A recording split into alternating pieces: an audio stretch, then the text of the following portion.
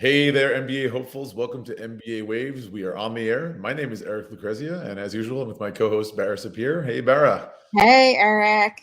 How are ya? I'm good. I'm good. I'm down in the south of France right now, and tonight we are so happy to welcome back our friend, colleague, and former host of MBA Waves, Petia Whitmore. Hi. Hello, it's wonderful to be here. So good to see you again. Great to see you. Yeah. This week we're talking about round one interviews. As many of you know, many of the top business schools in the world, particularly in the States, have just released their shortlists and interviewing is upon us. So this is a very timely, pertinent episode right now to talk all things interviewing. But before we get into the tips, let's just talk about why the interview is so important in the process. And since Petia is our guest tonight, I want to give her always the first chance to respond. Why is the interview so important, and what role does it play in MBA admissions? Absolutely. Happy to start us off.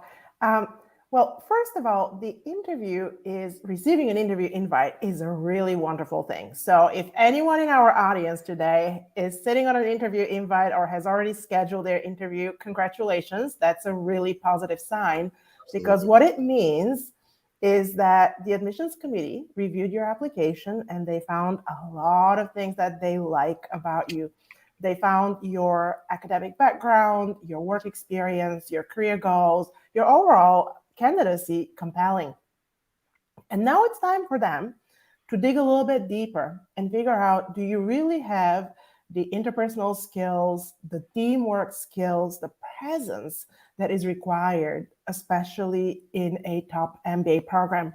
So it's important because it's kind of a place where your candidacy might continue to make the cut and you might be moved to the group of candidates who get admitted, or it might end up being the case that something in your presentation, something in the way you come across and the way you portray your interpersonal communication skills doesn't quite make the cut. So the interview is really, really important. After all, it's kind of I don't necessarily say that it's the final check, but it's a really important check of how you come across, how you present, who are you going to show up on campus as. So in a way, it could make or break your candidacy. 100%. And Petia, you didn't really say exactly what you do, but I wanted to give you the opportunity to introduce yourself and your company, as I'm about to ask the next question, which does every MBA program require an interview for the admissions process? So take it away, Petia. Sure. Happy to very briefly mention Petia Whitmore, founder of My MBA Path and a former dean of admissions at Babson College, which is also my alma mater. Does every program require an MBA interview? So there's definitely a variety. Some programs, for example, not only require an interview, but they'll even go as far as interviewing a really large percentage of their candidates. Kellogg, Northwestern Kellogg is one such example.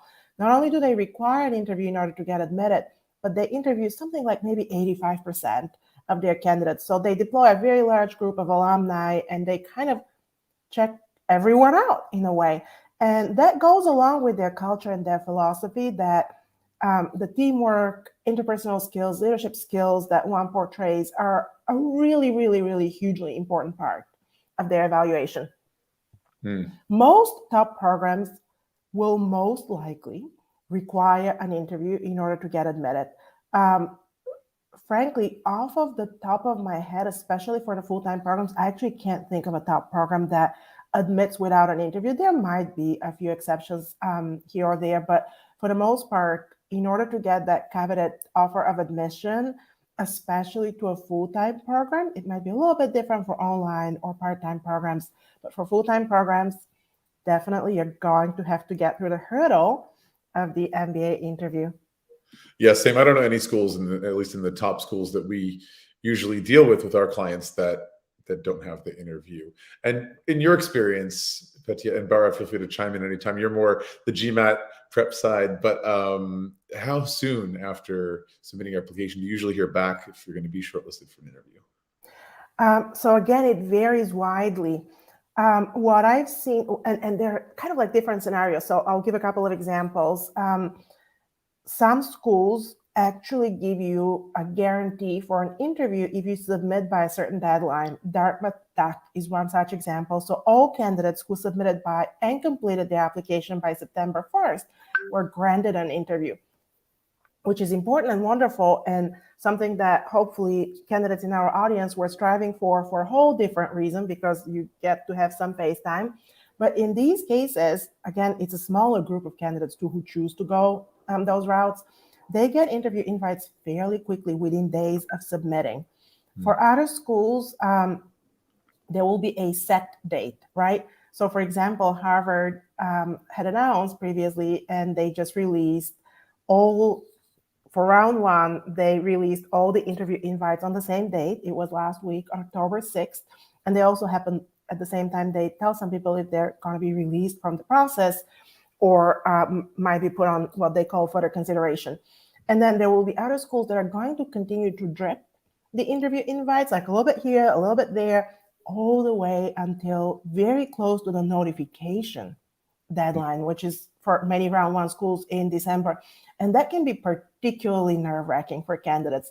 I've worked with candidates who at some point in November would reach out to me and say, it's a no, right? I mean, I haven't heard yet. And I have to reassure them and tell them that, no, it absolutely is not a no. If the school's policy is that they're going to continue to drip invitations all the way close to the decision notification deadline, then if you haven't heard anything, that means you're still in the running, right? That's particularly true of schools that have a very comprehensive process of review before the interview invite. So that's very often kind of like the tipping point, if you wish. One such example is University of California, Berkeley. They do 2 very comprehensive reads of any application before they even decide to invite someone for an interview. That may differ significantly from other schools where the initial review is rigorous, but it's not necessarily kind of like a full fine-tooth comb review of your application.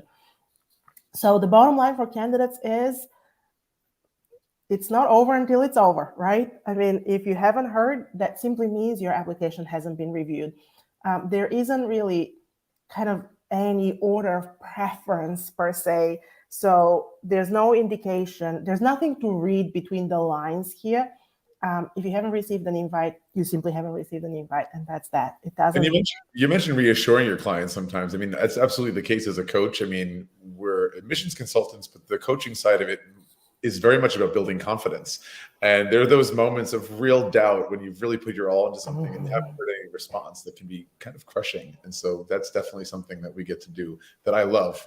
Absolutely. I mean, I often call myself a chief cheerleader, chief strategist to all of my clients. And it definitely comes into play because the MBA application journey can be so nerve-wracking, so exhausting, so labor-intensive that it's nice to have someone in your corner that can kind of lift your spirits when necessary. It also happens at all areas, right? At all points. It happens before you apply, while you're preparing for your test, while you're writing your essays, waiting for the interview. Like, I mean, at all points, you really have to think, like, what's your mental outlook going to be? How are you going to promote self-care and your mindset? Because it's really a rigorous marathon that has all of these chapters, right? So absolutely, Bara. And I know that you're kind of like our resident expert when it comes to mindset, right? And it's a huge part of the process, which sometimes candidates underestimate a little bit because they keep thinking of all the application components of kind of how they're going to be evaluated, but they forget that the way they manage their own approach and mindset throughout the process is going to be really critical as well. You brought up a really interesting point, like 2 questions ago, that I want to bring up, which is that the interview, you said they're talking to alumni, right? So it's not necessarily that people are going to be interviewed by the dean of admissions, right? So I think that that's also super interesting because you don't necessarily know who you're going to be interviewed with until the time comes. And what would you suggest? Checking them out on LinkedIn and doing your due diligence as far as who they are? That's a really good question and a good point, Bara. So there's a number of scenarios when it comes to the MBA admissions interview. In some instances, you might be interviewed by someone in the admissions office, and some schools actually almost exclusively utilize that method for interviews. Again, Harvard is a notable example. At Harvard, you're always going to be interviewed by someone who's part of the admissions team, if you wish. It's not going to be students, it's not going to be alumni. But at other schools, the approach is very different. Again, Kellogg, as I mentioned, alumni. Many other schools, same. And then, yeah, for other schools, it ends up being very often second-year students. They're trained interviewers. They're usually kind of like graduate assistants or admissions assistants. They're trained to interview. But who interviews you actually has significant implications on how you should be thinking about it. For two reasons. If it's current students or alumni, most likely the interview is going to be what we call a blind interview, meaning that they're going to have your resume, but that's kind of the extent of what they're going to know about your background. They will not have seen your essays. They will not have seen your articulation of career goals. So you kind of have to keep that in mind in how you answer the questions. You can't simply assume that they're going to know a lot about you. And then on the opposite side, if you know that you're going to be interviewed by somebody in the admissions office or even on the admissions committee, then you might be really smart to assume that they will be more familiar with your application. And that has a number of implications, especially in terms of kind of what examples are you going to use when you answer questions, especially when you get to the behavioral questions that tell me about a time when. So you probably don't want to necessarily recycle the exact same examples that you used in your essays, because someone who's read your application might think, I mean, aren't there any other examples that you're proud of? Any other accomplishments or achievements, right? And what you can do, though, if you're in that situation, Petia has made a good point. If it's an alum, it's less likely that they've seen your full application with your essays. If it's an AdCom person, admissions committee, more likely. But early in the interview, you can sort of allude to that and get a sense if they have or not, and then restructure the rest of what you're going to say. If you're going to give a little bit more background, if it's somebody that has not seen your essays and application versus someone who has and not used that valuable time to express something they already know about. Yeah, and frankly, even when it's an alum, and especially when it's someone from the admissions committee, what I always urge candidates is use the interview as an opportunity to add even more dimension, even more texture, if you wish, to your candidacy. So brainstorm and come up with more examples. I mean, obviously, if the question is what's your biggest accomplishment, and that question has also been asked in the essays, you're gonna have to repeat yourself a little bit.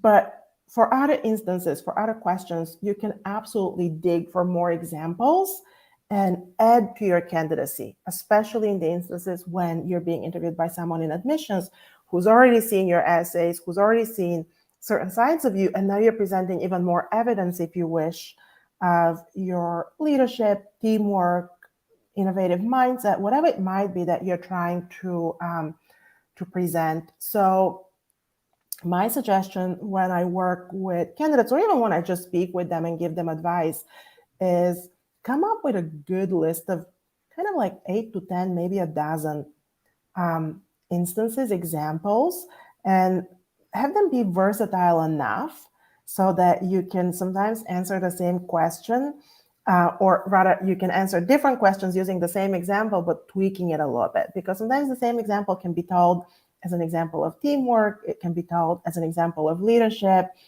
as an example of resilience. I mean, you're obviously not going to have one distinct, discrete example for every possible question out there. Like, that would drive you crazy if you try to come up with a list of 50 different questions and 50 different answers. But if you have a really nice bank of 10 to 12, and you learn how to gently tweak the delivery, it can absolutely be done. I actually had an email last Sunday to my email subscribers, and I gave them 3 very specific examples of how they can do this. I used my own experience and how I would answer 3 different questions with the same example and tweak the conclusion a little bit to fit the question.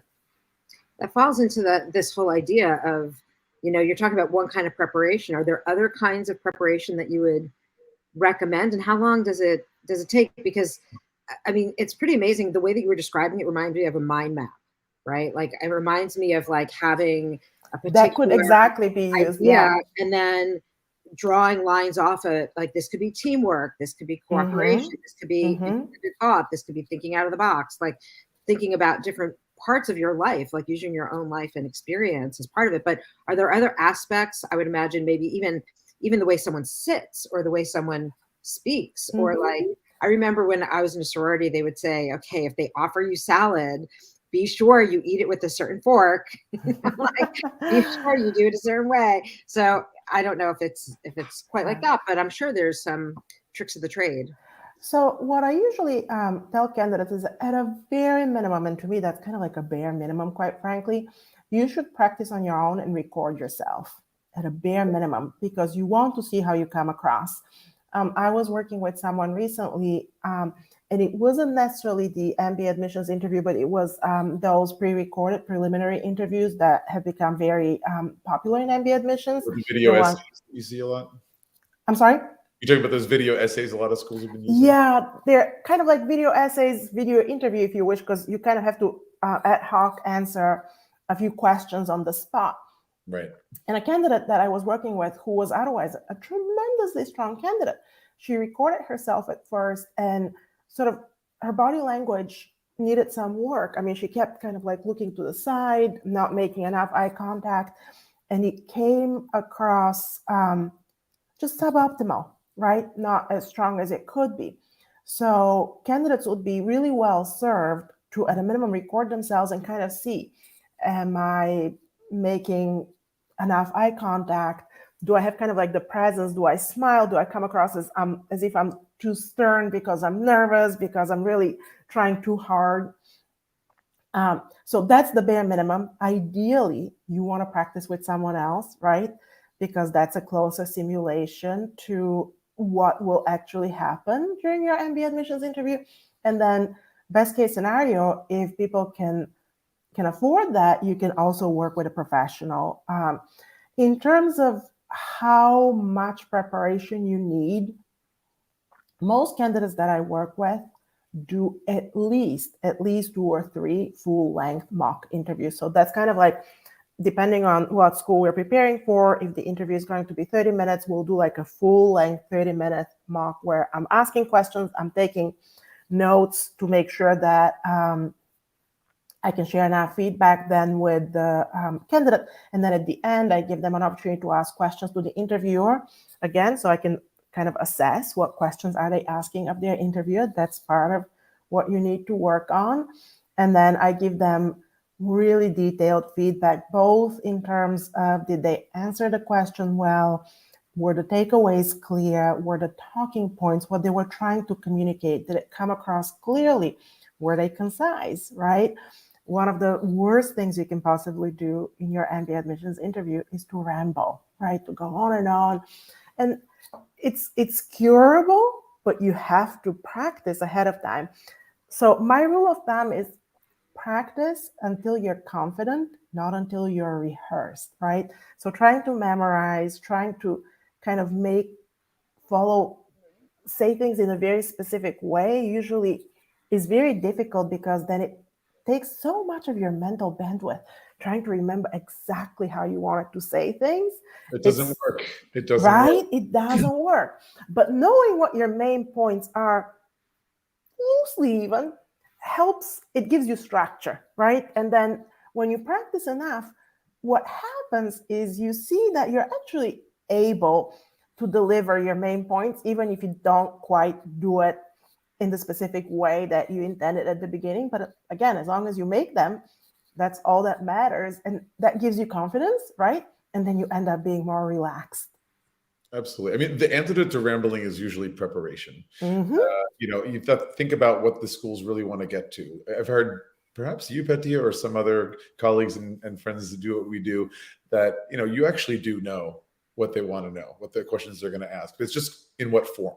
And thinking about the things they want to know about, they usually want to know about who you are, why you want to do an MBA, why now, why at this school, why in this country, but also goals. They want to know your experiences. They want to know, specifically often about leadership experience, about international exposure, teamwork. All of those things are those really important soft skills that sorry, Bara, I know you're the queen of GMAT, but the things that I think stand above a standardized test and are really what gets someone hired for the most part. And it's preparation that counts. And for me, a recorded interview simulation and multiple, as you said, Petia, 3 or 4, is absolutely essential. I mean, if you don't have someone to do it with, doing it in front of a mirror is one way to do it. But recording yourself and taking stock of, do I make eye contact? Is it like creepy constant, or is it like a more natural flow? It's also surprising how people forget how to smile. And I always tell them, like, as humans, we can't help but like the other person across the screen or across the table from us if that person smiles. And it's absolutely amazing when I tell them and almost kind of like give them permission to smile, and the candidate starts to smile in the interview, they light up. Like the whole chemistry, again, whether on screen or in person, completely changes. It just influences the impression. And it makes people, as you said, want to like you, and it's about human connection. And that's really what any interview is about. I mean, first of all, I always say you're interviewing them just as much as they're interviewing you, because it is an exchange. It's like dating, as an example I know Bara has brought up in the past. You know, it's two parties getting to know, does this fit? Is this a match? Does this make sense? But you do want to avoid that rambling, going back to that, because it looks like you're lost. So if you, again, think about the things that schools want to know about. What stories from your life, from your experience, speak to those things, and think about what you want to say. And you can't memorize it, because it just never works. Then your mind is working in overdrive just to say specifically the things you want to say in the right order, and it comes off as very robotic, and then you lose that connection, which is, again, what it's all about. Yeah, I always tell candidates that, and that's done with the goal of reassuring them, you will know all the answers because all of the questions are going to be about you, right? And you're a subject that you know extremely well. And then the other thing that I hope helps candidates, and hopefully a number of them hear us today, is no one wants you to fail in your interview. Audiences are wired to want you to succeed. When you're presenting, when you're speaking, it would take like a really weird person to want you to fail, right? They want you to do well. No one wants to be in an interview where the person is struggling, the person can't express themselves. It's uncomfortable for both sides. So your interviewer or interviewers, because in some instances it's more than one, they want you to succeed. But of course, you have to prepare in order to be able to get there and leave a really great impression. Essentially, your goal in the interview is you want to come across as someone that when the person who's interviewing you imagines you're on campus, they can get excited about you being part of their community, being part of their brand, if you wish, right?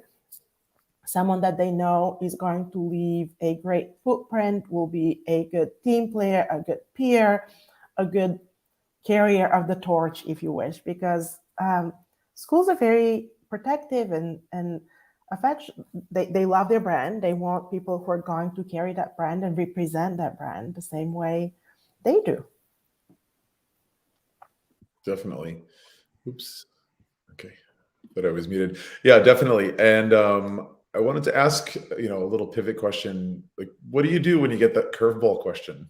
What do you do when you're in the hot seat and you get this question that it's like, oh my God, I wasn't expecting that. What do you tell your clients to prepare for that? So here's what I usually tell them.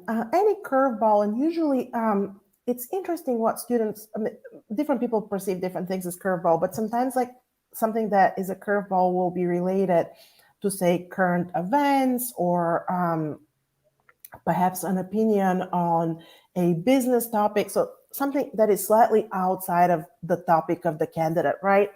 And candidates very often get startled by those because they think that there's a right or wrong answer. But the thing is that any question that might be kind of like a curveballish question about, again, current events or an opinion on a specific business problem or business approach, it's not designed to tease out a particular right or wrong answer. These questions are being asked in order for the interviewer to see how you think, how you form an opinion. So walking them through your process of thinking as you answer is probably the best thing you can possibly do, because you're demonstrating how you take a question. So kind of, you can think about this as a incomplete data, right? And how you come to a conclusion through your thought process. So again, they're not asking you to nail a specific answer that they're looking for. They're asking to understand how you think and how you form opinions. I would agree. It's almost like the GMAT is a medium. The algebra and the verbal sections of the GMAT are not specifically want to know. They don't care if you can solve quadratic equations, but this is a medium for you to demonstrate your ability to be a thinker, to be strategic, to manage your time and so forth. And these kind of questions, the so-called curveball questions about, say, current events, for example, are a medium to observe how you think, how you deal with incomplete data and so forth. And I think it's also okay to not know everything. Like there may be a question relates to some detail of some current event that you don't really know that much about. And I think it's better to be authentic in general and say you don't know this. Absolutely. Say I'm not overly familiar with this. Can you tell me a little bit more so I can try to answer your question? And the person will either help you out or, there will definitely be a little bit of back and forth. Because yes, we're all human. We don't necessarily know everything. I get asked questions so often. People assume that I know what's happening. Say by virtue of me being originally European, people imagine that I know everything that's happening, current policies in Europe. I don't. I just don't follow the news so closely. I think it's a big shift since the advent of the internet. We don't need to know every single thing in our minds. We need to know how to research. So the information of the entire history of humanity is online, including fake news, which is another subject. But it's there, and it's not important that we have everything memorized and that everything's there. But we need to know how to efficiently research and sift through the fake news, and then to be able to make informed opinions and decisions. And I think that's very much a business skill. If I can say something, if it's any consolation, again, to anyone who's listening, I also do debriefs with the candidates that I work with. And most often, especially when they've prepared, which they do, of course, if they're working with me, I make sure that they're very well prepared. They come back and they actually say, it was easier than I expected, and it was really fun. They end up, again, because they're prepared, they're not nervous, they end up being able to invest their energy into showing their excitement about the school, showing their excitement about the MBA, showing the different sides of the wonderful person they are, and establishing rapport with the interviewer. So it ends up being a positive experience. Almost always. I've barely ever had a candidate who comes back and says, they asked me the most difficult question, I really couldn't think about what to say. It doesn't happen all that much, if at all. It's funny, like if we use the dating metaphor, like I often say, it's not who you're dating, it's who you become with the person who's around you, right? Like I always say, it's how does this person actually, what are they bringing out in me? How do I feel? And we have control over that to a certain extent, but going into a dance or going into a date, really noticing like what's coming up for me, what's, where am I in this equation, also allows you to understand the school a lot better. Right. And I do also want to say, back to the point about critical thinking, is that data sufficiency on the GMAT is a way of thinking out of the box and trying to see certain ways. So, as we're talking about the interview this time, it really continues to reinforce that so much of the whole application package is such an interesting motif, because it really taps into so many different parts of the applicant's mind, character, values, their personality, their intellect. So it's a really it's a kaleidoscopic experience for the applicant, and to go in and realize not one part, even though all the parts are super important, especially when you're in them, right? The GMAT is the most important part of the test when you're in the GMAT, or in part of the application. The interview is the most important part of the whole application when you're in the interview, right? Yep. So, and that just comes back to preparing and being present, right? Yeah. How are you going to be super present in those moments? 100%. And also be excited that you have an opportunity to tell your story. It's a wonderful thing. Again, being invited to an interview is a great sign. They want to know more about you. Prepare so that you can be there. And again, be excited about telling your story. Be excited about sharing more about you. So it's a wonderful opportunity that I think I can understand where the nervousness comes from, right? But it's an opportunity to shine. And even for people who are maybe a little more introverted or a little more shy, schools don't all expect sort of like A-type alpha personalities, right? There's place for everyone. And they're very well trained in being able to assess people that way. So there's an opportunity to establish a human connection, rapport, and to really present who you are as a human being that brings all the other parts of the application, the test score, the essays, right, to life. It just becomes so much more real when you end up talking about your experience. Eric, you're on mute. You're muted, Eric. That's right. Yeah, I was just going to say, to respond to you, Petia, it makes your candidature, your application so much more three-dimensional versus like a piece of paper or a screen they're looking at. The interview is exactly, you bring that to life. But speaking about anxiety and stress with the whole thing, that made me think of what Bara does, mainly with test prep. But, you know, I wanted to like bring up the topic of anxiety. You know, interview can be extremely stressful and anxiety inducing for so many people. So maybe starting with Bara, what are some best strategies that you think about to manage this and overcome it? You know, some of the, I just read an article that was published actually about performance anxiety, and so much about the anxiety that we feel is not new, right? We're being judged, we're being,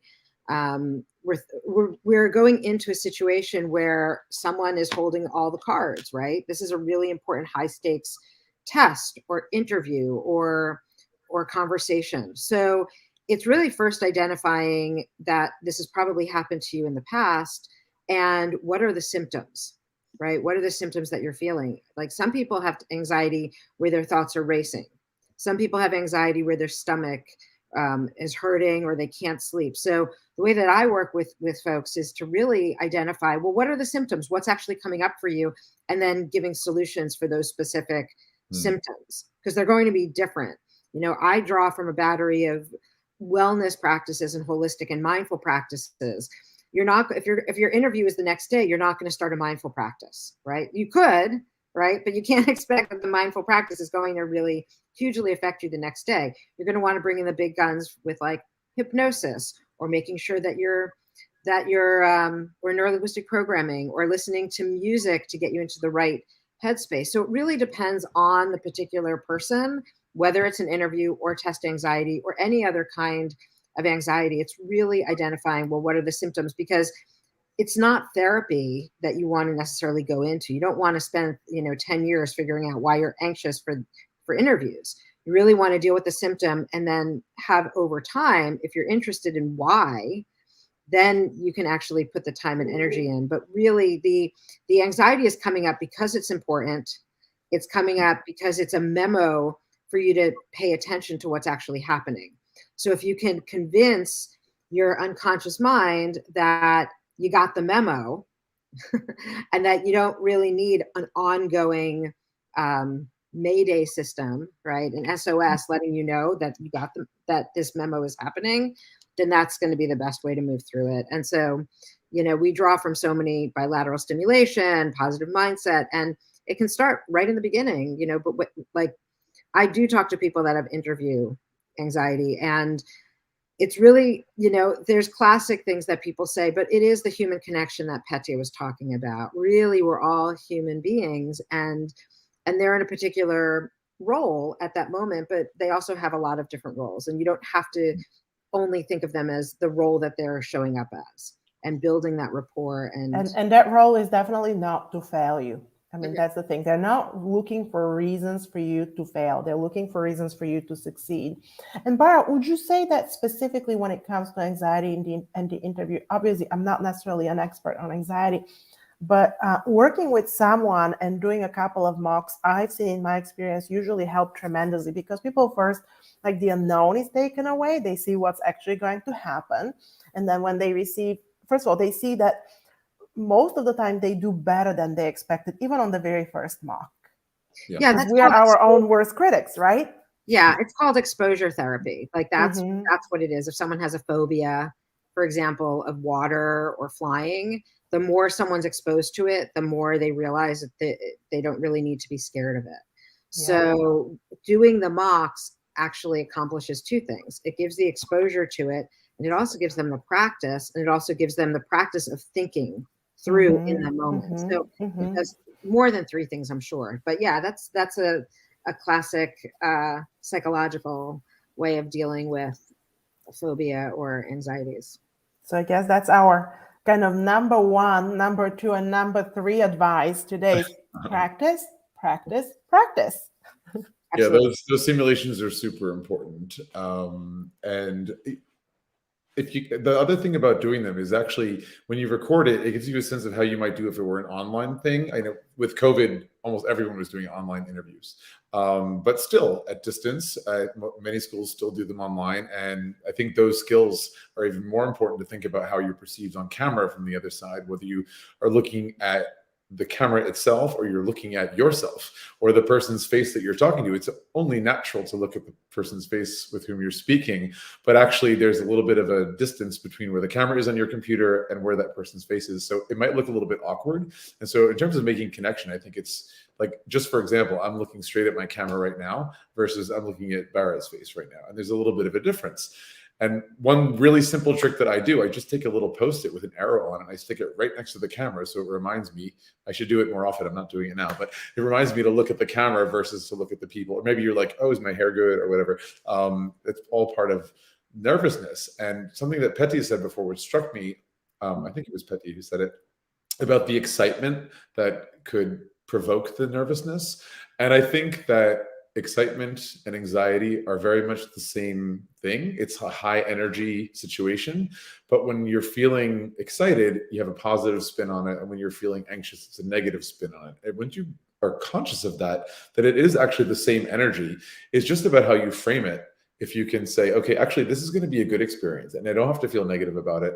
And you maintain that high energy, and that anxiety can actually transform into excitement. I'm not saying this out of my elbow. I'm saying this from personal experience when I've dealt with my own anxiety. I find that is very helpful to just take stock of that energy that you're feeling is actually because of something you're very excited to be doing, to be applying to these top business schools and very hopefully, very likely getting in based on how you perform as a candidate. So that brings up reframing, right? That's a reframe. So it's looking at one thing a certain way. Like you could take the anxiety and it could drag you down, and it could make you feel like, oh my gosh, how am I going to do this? And like you can go into this really negative spiral. But if you reframe it exactly the way that you were talking about, Eric, and you bring to bear, like, actually, this is important to me, and I'm showing up for myself, and I've got the opportunity to really connect with another person who might see that I actually am a perfect candidate for the cohort that they're putting together. So that reframe is super important and valuable in the whole process. The same thing with going into a test and feeling anxious, right? So it's like, wow, I'm showing up for myself. I've done the best that I can do. And I always tell students that each part of this, it's all about just being present. It's all about going in and being present in that moment, and understanding that these are like Post-its, right? These are just Post-its to let you know that it's important. I wanted to ask just the room, is it appropriate, do you think, to ask who will be interviewing you? Let's say you get the date by email, but there's no details about who's going to be on the panel, on the interview. So my take is that in most of the instances, you'll actually find out, not 100% of the time. If it's an alum, very often you're going to be asked to kind of like connect with them and schedule time. Sometimes it could be done in a system. Schools generally do a good job telling you what to expect. And that's something that has changed over the years and that I definitely applaud. Probably 15 years ago, there wasn't the level of transparency that we find nowadays, where the admissions director will often write in their blog, or it will be in the FAQs or in a video somewhere on the website, where they tell you as much as they can about what the interview is all about, and they'll even give you advice about how to do well. So most of the time you'll know at a minimum if it's going to be an alum or a second-year student. You might not always know the name of the person.